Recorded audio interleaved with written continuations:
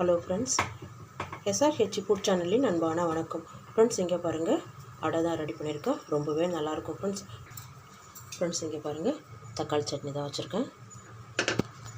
Friends, இங்கே பாருங்கள், ரவை சேர்த்து அடை தான் ரெடி பண்ணியிருக்கேன். ரொம்பவே நல்லாயிருக்கும் ஃப்ரெண்ட்ஸ். தக்காளி சட்னி வச்சுருக்கேன். வாங்க ஃப்ரெண்ட்ஸ், வீடியோக்குள்ளே போகலாம்.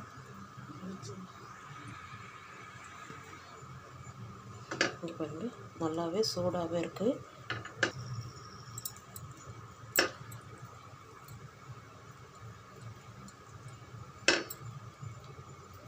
சூப்பராக இருக்கும் ஃப்ரெண்ட்ஸ். இங்கே பாருங்கள், அவ்வளோ ஒரு நைஸாக இருக்கும். மேலெல்லாம் பாருங்கள், பண்ணு போல் இருக்கும். இட்லி தோசைக்கு பதிலாக இது மாதிரி டிஃபன் ரெடி பண்ணி சாப்பிட்லாம் ஃப்ரெண்ட்ஸ். இங்கே பாருங்கள், ரவை தான் எடுத்துக்கேன். 2 கப்பு ரவை வந்து தண்ணியில் ஒரு 1/4 மணி நேரமாக ஊற வச்சுருக்கேன் பாருங்கள். இது தண்ணியை வடிய வச்சுட்டு ஜாரில் சேர்த்துடலாம். இங்கே பாருங்கள், 1 கப்பு கடலை பருப்பு, 1 கப்பு பச்சை பருப்பு, ரெண்டுமே ஒரு 1/2 மணி நேரத்துக்கு முன்னாடி வாஷ் பண்ணி தண்ணியில் ஊற வச்சுருக்கேன். இதுவும் வடித்து ஜாரில் சேர்த்துடலாம். இங்கே பாருங்கள், தண்ணியை வடிய வச்சுட்டு அப்படி ஜாரில் சேர்த்துடலாம். இங்கே பாருங்கள், எல்லாமே சேர்த்துட்டேன். 2 பச்சை மிளகாய், தண்ணியை வடிய வச்ச ரவை இருக்குது இல்லைங்க, அப்படியே கொண்டு வந்து இங்கே பாருங்கள்.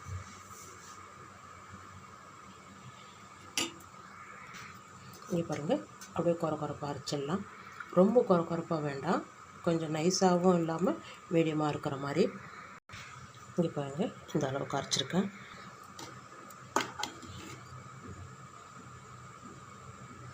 பாத்திரத்துக்கு மாற்றிடலாம். இங்கே பாருங்கள், பாத்திரத்துக்கு மாற்றிட்டேன்.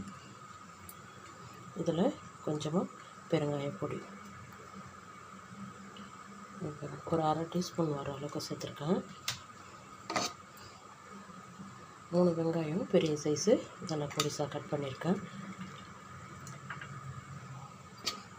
இங்கே பாருங்கள், கருவேப்பிலை, கொத்தமல்லி இலை எல்லாமே சேர்த்துட்டேங்க. 1/4 டீஸ்பூன் மஞ்சள் பொடி, 1/2 டீஸ்பூன் காரமிளகாத்தூள், சோம்பு 1 டீஸ்பூன், மிளகு 1 டீஸ்பூன். இங்கே பாருங்கள், 1/2 கப்பு அரிசி மாவு சேர்த்துருக்கேன். கொஞ்சமாக நிறுத்தி வைங்க, தண்ணி தெரிகிற மாதிரி இருந்தால் கொஞ்சம் கலந்துக்கலாம். நல்லா டைட்டாகவும் இருக்கக்கூடாது, லூஸாகவும் இருக்கக்கூடாது, மீடியமாக இருக்கணும். இந்த அடைக்கு தகுந்த உப்பு, தேவையான அளவு உப்பு, தூள் உப்பு நல்லா கலந்து விட்டுடலாம்.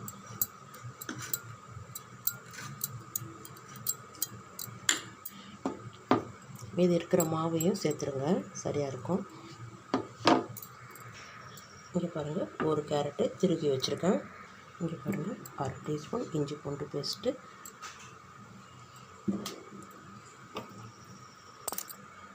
திருகின கேரட்டு, இதுவும் சேர்த்து நல்லா கலந்து விட்டுடலாம். இங்கே பாருங்கள், நல்லா கலந்து விட்டாச்சு. இந்த அளவுக்கு இருந்தால் போதும். இங்கே பாருங்கள், பாத்திரம் வச்சுருக்கேன், கல் சூடு ஏறட்டும். இங்கே பாருங்கள், நம்ம ரெடி பண்ண மாவை ஒரு டைமு கலந்து விடுங்க. நான் கரண்டி மாற்றிட்டேன். அப்படியே இதை கொண்டு வந்து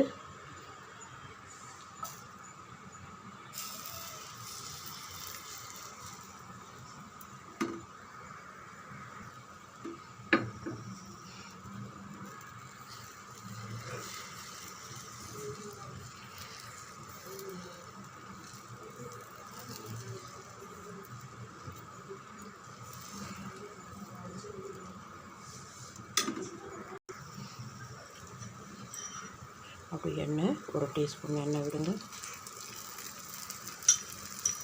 தீ வந்து மிதமான அனலில் வைங்க.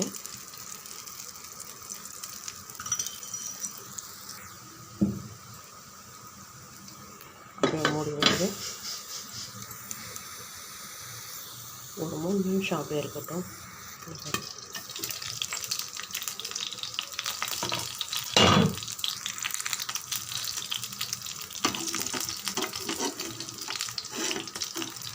இப்போ மெதுவாக திருப்பி விடுங்க.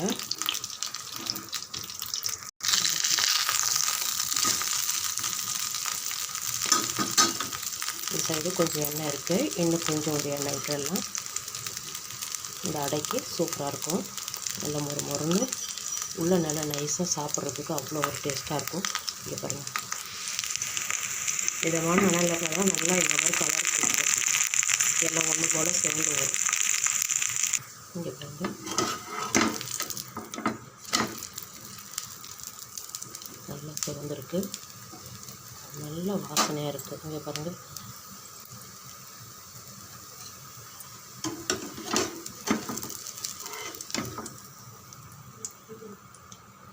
அங்கங்கே அப்படியே எப்படி இருக்குது பார்த்தீங்களா?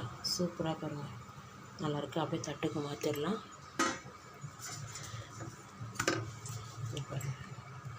சூப்பரான அடை ரெடி ஃப்ரெண்ட்ஸ். வாங்க ஃப்ரெண்ட்ஸ், சாப்பிட போகலாம். இது பாருங்கள், இன்னொன்று ஊற்றுறோம் பாருங்கள்.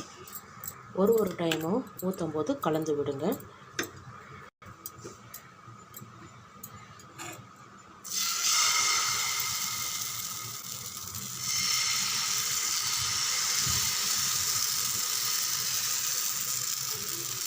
கொஞ்சம் திக்காக தான் வரும், வெங்காயமெல்லாம் சேர்த்துருக்கோம் இல்லையா, அதனால் நல்லா கொஞ்சம் திக்காக இருக்கும்.